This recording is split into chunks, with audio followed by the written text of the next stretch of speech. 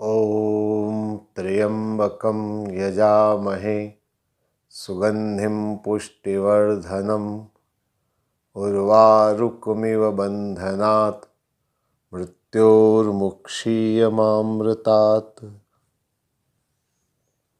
आइए शिव महापुराण की चर्चा प्रारंभ करें। भगवान शिव के 12 ज्योतिर्लिंगों के बारे में हम क्रमशः चर्चा करते चले आ रहे हैं। भगवान शिव के इन ज्योतिर्लिंगों का एक अति विशिष्ट महत्व है और महत्व यह है कि ऐसा माना जाता है कि इन स्थानों पर भगवान साक्षात विराजमान रहते हैं। इसलिए उस स्थान की अपनी गरिमा है, महिमा है और इसीलिए लाखों करोड़ों शिव भक्त भगवान के ज्योतिर्लिंगों के दर्शन करने जाते हैं। इन 12 ज्योतिर्लिंगों में हम लोगों ने कुछ ज्योतिर्लिंगों की चर्चा करी है। शिव महापुराण में इन सभी ज्योतिर्लिंगों का वर्णन किया गया है और उन्हीं में से एक एक करके हम चर्चा कर रहे हैं। आइए आज एक और ज्योतिर्लिंग के बारे में हम चर्चा करें और उस कथा के साथ साथ उस कथा के अंतर्गत जो गूढ़ अध्यात्म है उसको भी हम समझने का प्रयास करें। रावण और कुंभकर्ण से जुड़ा हुआ यह प्रसंग है। आप सब जानते हैं कुंभकर्ण के बारे में। कुंभकर्ण और कर्कटी से एक पुत्र पैदा हुआ था। इस कर्कटी के बारे में भी वर्णन आता है। वैसे तो कर्कटी का विवाह विराध से हुआ था। ये वही विराध है जिसको भगवान राम ने मारा था। चित्रकूट से प्रस्थान करने के बाद विराध राक्षस बीच में आया था और भगवान ने उसका संहार किया था। तो ये विराध की पत्नी थी कर्कटी। विराध के मर जाने के बाद कर्कटी अकेली रहती थी। एक बार कुंभकर्ण की नजर इस पर पड़ी। आसुरी प्रवृत्ति तो थी ही। जहां किसी सुंदर नारी को देखा वासनाएं मन में उत्पन्न होती और यह आसुरी प्रवृत्ति का एक स्वरूप है। तो कुंभकर्ण ने कर्कटी के साथ जबरन बलात्कार किया और उससे एक पुत्र पैदा हुआ जिसका नाम था भीम। भीम बड़ा पराक्रमी था। एक बार इसने अपनी मां से सारी बातें सुनी, कुंभकर्ण के बारे में और विराध के बारे में, और ये सारी बातें सुनी। इसको मन में बड़ा आक्रोश पैदा हुआ। आसुरी प्रवृत्ति तो थी ही। बदला लेने की भावना प्रबल हुई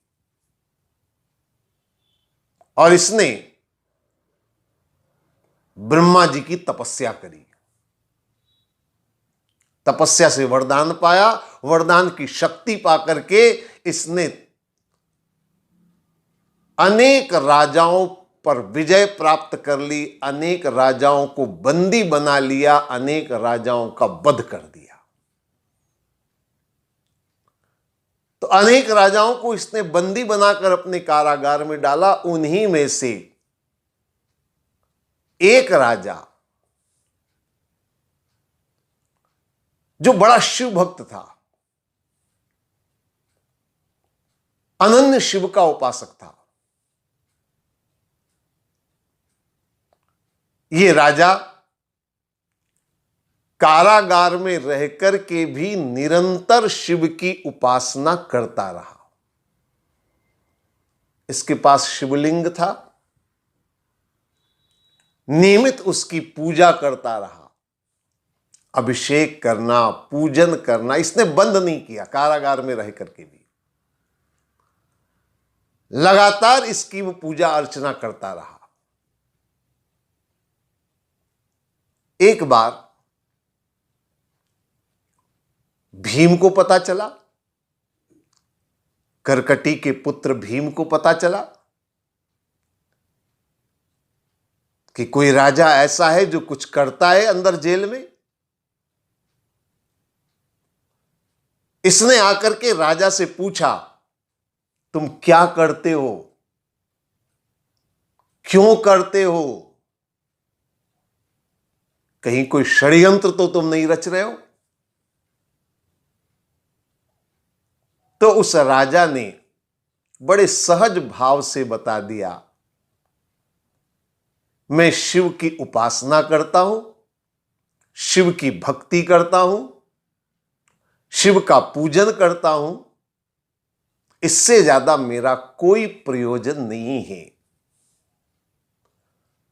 मेरा कोई षड्यंत्र नहीं है। लेकिन अब असुर तो असुर था, उसके मन में तो वही शंका थी, ये पूजन करके शिव को प्रसन्न करके कहीं ऐसा ना हो कि मुझ पर वार करे। उसने उसको शत्रु माना और बंदी बनाया था तो शत्रु तो था ही।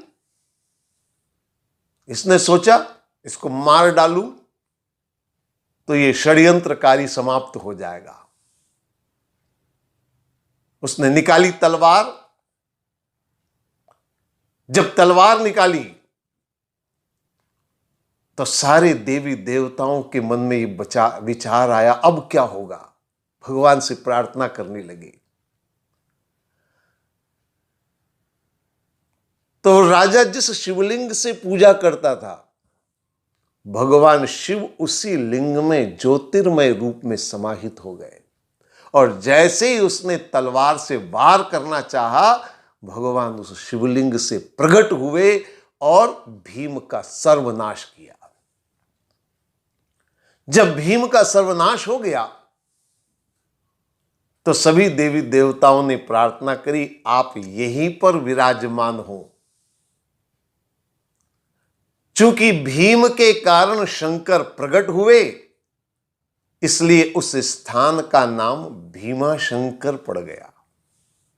12 ज्योतिर्लिंगों में से यह एक ज्योतिर्लिंग है, तो यह भीमाशंकर के नाम से विख्यात हुआ ज्योतिर्लिंग। ये कथा शिव पुराण में जो आती है मैंने आपके सामने रखी, ये तो केवल कथा है।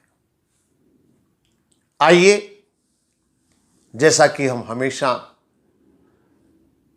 अध्यात्म के माध्यम से कथाओं को समझने का प्रयास करते हैं, इस कथा को भी थोड़ा हम अध्यात्म के रूप में देखने का प्रयास करें।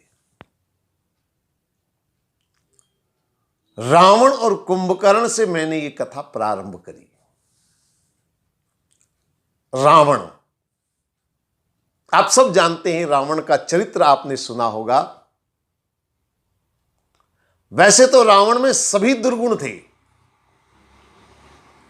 रावण में अनेक बुराइयां थी, लेकिन सबसे बड़ी बुराई अगर रावण में थी, सबसे बड़ा अवगुण अगर रावण में था, तो वह था रावण का लोभ। रावण महालोभी था, आप सब जानते हैं, और उसका चरित्र बताता है। उसने जहां जहां भी आक्रमण किया और वहां से जो भी उसे मिला, वो सब उसने अपने कब्जे में कर लिया। यही तो लोभी प्रवृत्ति। आपने रामकथा में, रामचरितमानस में पढ़ा होगा, एक बार कुबेर पर धावा, पुष्पक जान जीत ली आवा।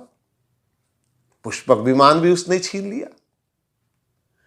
देव यक्ष गंधर्व नर किन्नर नारी कुमारी और जीत बरी निज बाहुबल बहु सुंदर बर नारी। जिस जिस लोक में उसने आक्रमण किया वहां की सुंदर नारियों को, स्त्रियों को उसने अपने पास रख लिया, उन्हें अपनी पत्नी या दासी बना लिया।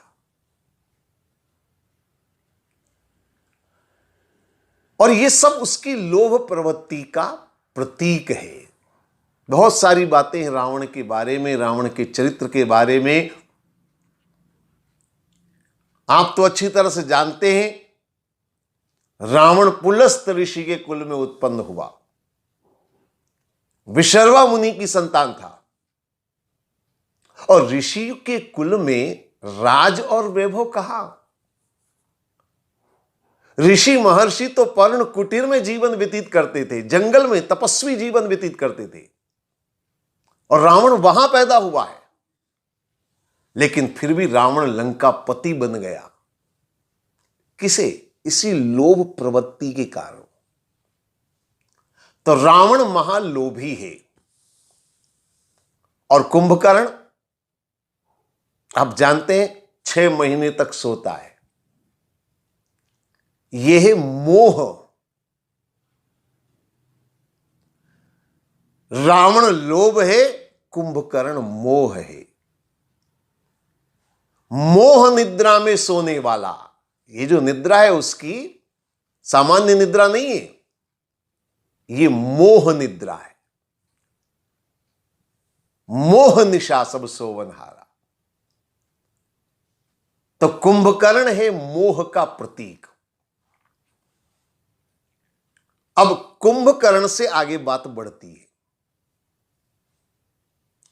कुंभकर्ण और कर्कटी से एक पुत्र पैदा हुआ। जरा ध्यान से ध्यान देंगे एक एक शब्द पर।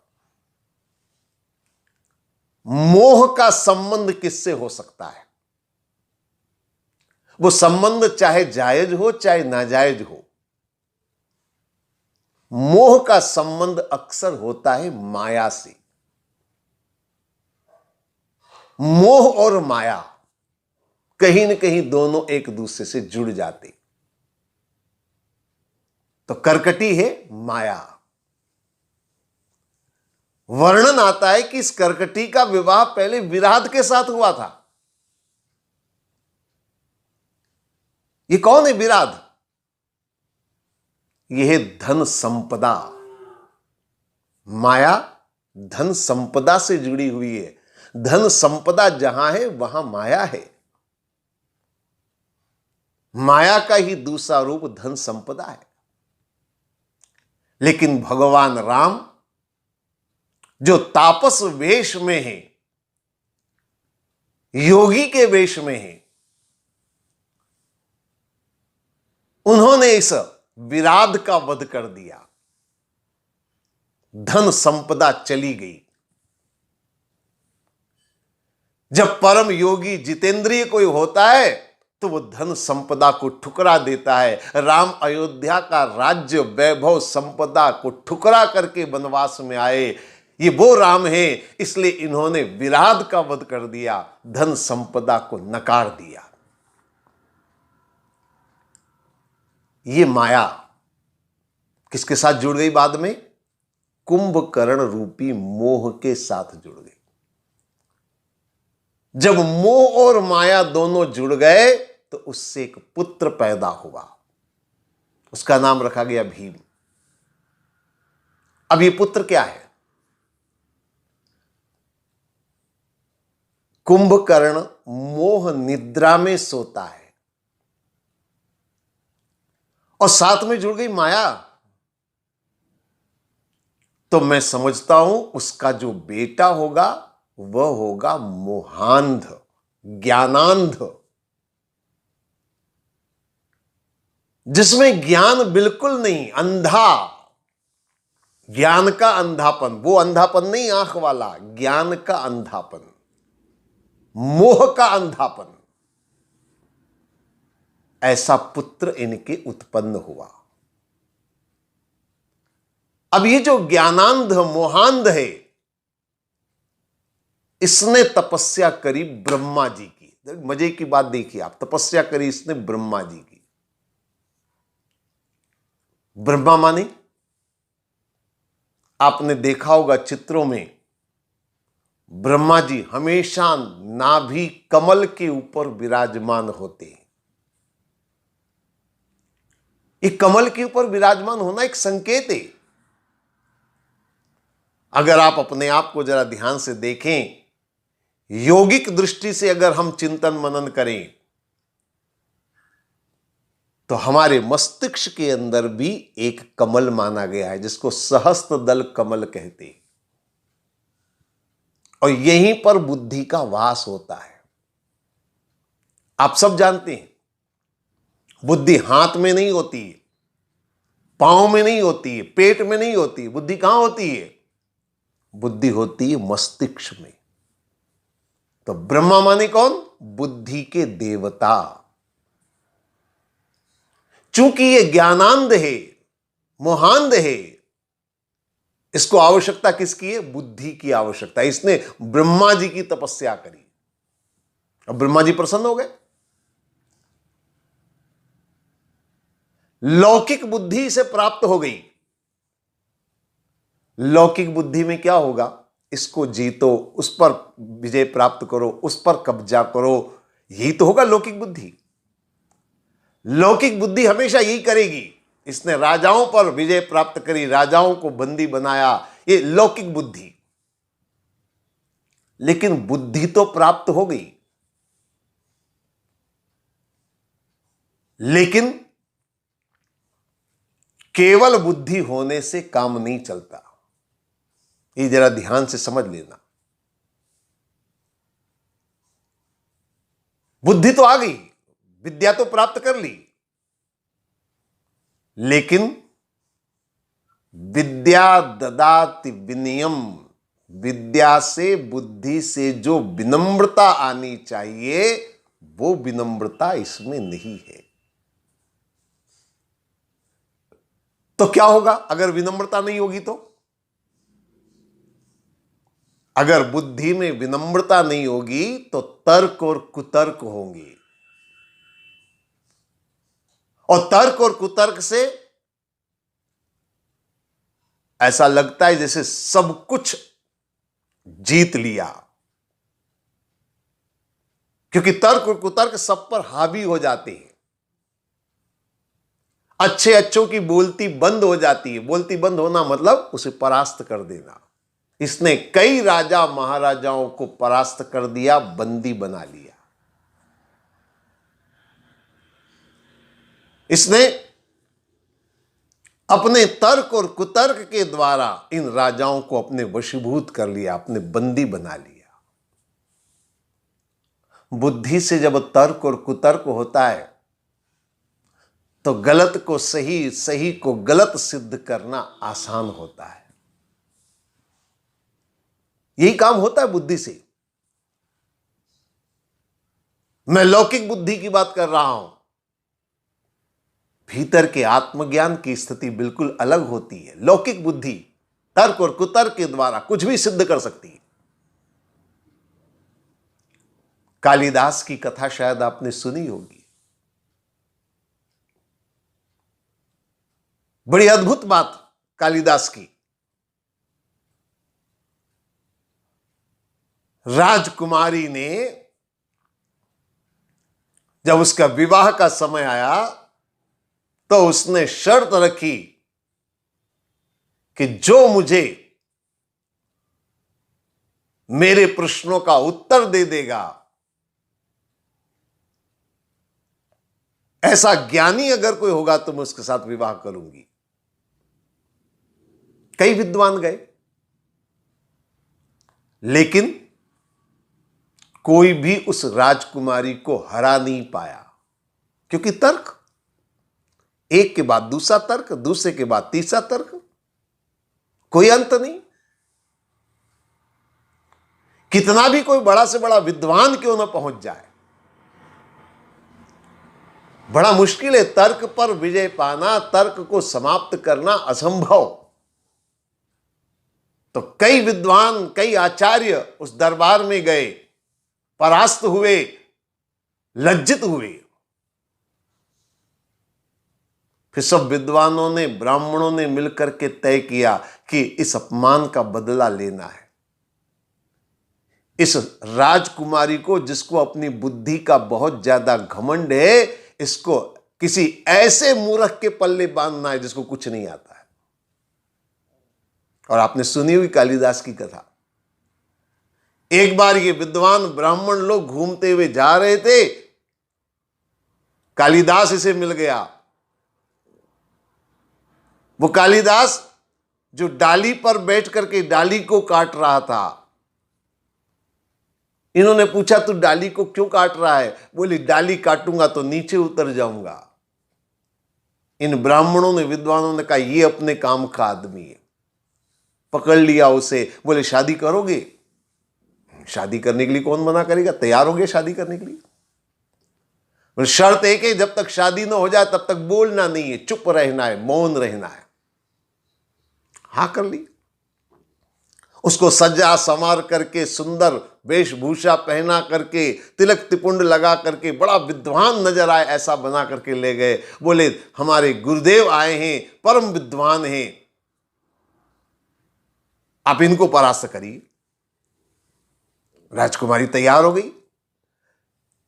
लेकिन साथ में जो लोग आए थे उन्होंने कहा, एक समस्या है कि हमारे गुरुजी भी मौन व्रत लिए हुए हैं, तो इशारों में बात करेंगे, इशारों में जवाब देंगे। ठीक है। अब राजकुमारी मुश्किल में पड़ गई। इशारों में कैसे? सवाल भी इशारों में करना है, जवाब भी इशारों में।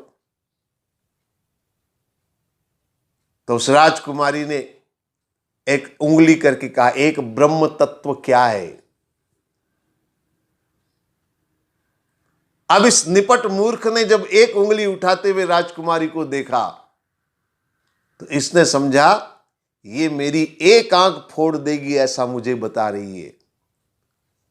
तो इसने तुरंत दो उंगली कर दी। बोले, तू एक फोड़ेगी, मैं तेरी दोनों आंखें फोड़ दूंगा। जब दो उंगली उठाई तो राजकुमारी ने साथ आए हुए से कहा, भई क्या कह रहे हैं आपके गुरुजी? कुछ समझ में नहीं आ रहा है।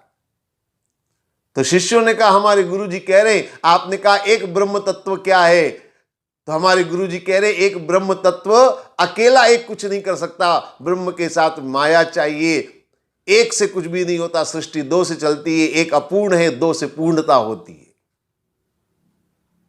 अब बेचारी राजकुमारी क्या बोली? तर्क था, तर्क दे दिया। राजकुमारी ने दूसरा सवाल पूछा, पंच तत्व का महत्व क्या है? पंचभूतों का महत्व क्या है? इस निपट मूर्ख ने समझा, ये मुझे थप्पड़ मारेगी। तो मैं क्या कम हूं?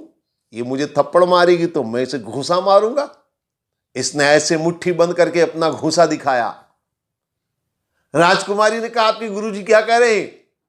विद्वानों ने फिर अपने तर्क से सिद्ध कर दिया, हमारे गुरुजी कह रहे हैं, आपने कहा पांच तत्व क्या है? तो हमारे गुरुजी समझा रहे हैं कि अलग अलग इनका रहना कोई अस्तित्व का नहीं है। जब पांचों एक हो जाते हैं तभी जाकर के अस्तित्व बनता है, तभी जाकर के सृष्टि बनती है, तभी जाकर के कुछ कार्य फलित होता है। अलग अलग से कुछ नहीं होता, इनको एकजुट होना पड़ता है। और कुछ पूछना है तो पूछो। अब इशारों की बात कब तक होगी? और शब्द में तर्क, तर्क से सिद्ध कर दिया। एक बार दो बार जो पूछा तर्क से सिद्ध कर दिया। तो ये होते हैं तर्क। मैं आपको जो बता रहा था, बुद्धि तर्क के द्वारा किसी को भी गलत को सही, सही को गलत सिद्ध कर सकती है। वो निपट मूर्ख कुछ नहीं जान रहा था ब्रह्म तत्व के बारे में, कालिदास, लेकिन विद्वानों ने तर्क के द्वारा उसको भी सही सिद्ध कर दिया और करवा दिया विवाह। यह अलग बात है कि कालिदास बाद में देवी की उपासना करके और वरदान पा लेते हैं और महान विद्वान बन जाते हैं, महाकवि बन जाते हैं। लेकिन मैं बात केवल तर्क की कर रहा हूं कि तर्क और कुतर्क किसी को भी गलत को सही सिद्ध कर देते हैं। तो इसने बुद्धि की तपस्या करी। ब्रह्मा की तपस्या माने बुद्धि की तपस्या करी। लौकिक बुद्धि आई, तर्क कुतर्क आए, और तर्क कुतर्क से इसने राजाओं को जीत लिया। लेकिन उन राजाओं में, अब देखिए यहीं पर कथा का बड़ा महत्व है, उन राजाओं में एक राजा ऐसा था जो शिव भक्त था, जो शिव का उपासक था। वो लगातार शिव की आराधना कर रहा था, जेल में रहकर के भी शिव की उपासना कर रहा था, शिवलिंग की पूजा कर रहा था। शिवलिंग के बारे में बार बार चर्चाएं हमारे सामने हुई हैं। शिवलिंग यानी ज्योतिर्मय स्वरूप, आत्म स्वरूप। आत्मा का कोई आकार प्रकार नहीं होता है, लेकिन ज्ञानियों ने योग में, ध्यान में जो आत्मा का स्वरूप समझाए, वह वैसा ही स्वरूप है जैसा एक ज्योति का स्वरूप होता है। आप ज्योति प्रज्वलित करें, दीपक लगाए, मोमबत्ती लगाए, माचिस की तीली जलाए, तो जो प्रकाश का आकार बनता है वह आकार लिंग का स्वरूप है।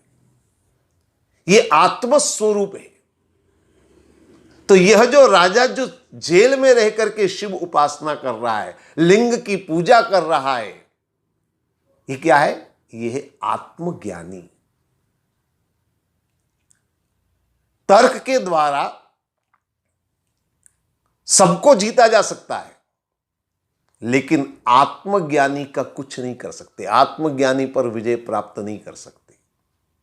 इसने तलवार निकाली मारने के लिए, तो भगवान स्वयं ज्योतिर्मय लिंग से प्रकट हो गए, और प्रकट होकर के उन्होंने इस बुद्धि का अंत कर दिया। जो तर्क और कुतर्क में लगी थी, जो तामसी बुद्धि थी, इस भीम का वध कर दिया। फिर देवताओं ने प्रार्थना करी, तो यहीं पर ज्योतिर्मय लिंग के रूप में स्थापित होने का वरदान दिया। ये ज्योतिर्मय लिंग के रूप में स्थापित होने का मतलब यह है कि जब तक ज्ञान की स्थापना नहीं होगी, आत्मज्ञान जब तक जीवन में नहीं उतरेगा, तब तक जीवन का कल्याण नहीं हो सकता। इसीलिए कहा गया, आद्य गुरु शंकराचार्य कहते हैं, ज्ञान विहीने सर्वमतेन मुक्तिन भवति जन्म शतेन। जब तक ज्ञान की प्राप्ति नहीं होगी, तब तक मुक्ति नहीं हो सकती। मोह और माया से बुद्धि तो आ सकती है, लेकिन मोह और माया से ज्ञान नहीं आ सकता। ज्ञान को पाने के लिए साधना करनी पड़ेगी, उपासना करनी पड़ेगी। और जब अंतरतम का ज्ञान प्रकट होता है, जिसको आत्मज्ञान कहा जाता है, तो जब वो आत्मज्ञान आता है, तभी परमात्मा की प्राप्ति होती है, तभी जीवन का कल्याण होता है, और तभी मनुष्य जीवन की सार्थकता होती है। तो ये जो कथा है, ये आत्मज्ञान को पाने की कथा है।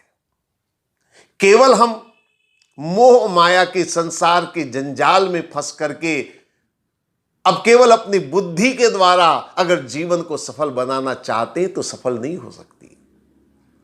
अक्सर हमें ऐसा लगता है, संसार में मोह माया में लगे हुए हैं, बुद्धि हमने प्राप्त कर ली, हम अपने आप को बड़ा बुद्धिमान मानते हैं, तो सोचते हैं बस जीवन में हमने सब कुछ पा लिया। बुद्धिमान होना अलग बात है। मैं बुद्धिमान होने का विरोध नहीं कर रहा हूं। मैं ये नहीं कह रहा हूं कि आप बुद्धू बने रहे, बुद्धिमानी हो, लेकिन बुद्धिमानी से सतोगुणी प्रवृत्ति आनी चाहिए। जैसा कि मैंने पहले कहा, विद्या ददाति विनयम, विद्या से, बुद्धि से विनम्रता आनी चाहिए, समर्पण का भाव आना चाहिए। अगर तामसी भाव रहेगा तो विनम्रता नहीं होगी, अकड़ होगी, अहंकार होगा, और उससे कभी जीवन का कल्याण नहीं हो सकता है। इसलिए जब बुद्धि में विनम्रता होगी, सरलता होगी, तो बुद्धि से पवित्रता होगी। आत्मज्ञान अंदर से प्रकट होना जरूरी है, तभी जीवन का कल्याण होगा, तभी जीवन पावन और पवित्र होगा। और यही शिव पुराण का संदेश है कि हम अपने भीतर के आत्मज्ञान को जानें। जो हमारे भीतर है, कहीं बाहर से लाना नहीं है, अपने भीतर का जो ज्ञान है, आत्मज्ञान, उस तक पहुंचने का प्रयास करें, उसको पाने का प्रयास करें, तभी हमारा जीवन पावन होगा, पवित्र होगा, कल्याण में होगा। आज इतना ही। ओम सर्वे भवन्तु सुखिनः, सर्वे सन्तु निरामया, सर्वे भद्राणि पश्यन्तु, माँ कश्चित् दुःख भाग् भवेत्। ओम शांति शांति शांति।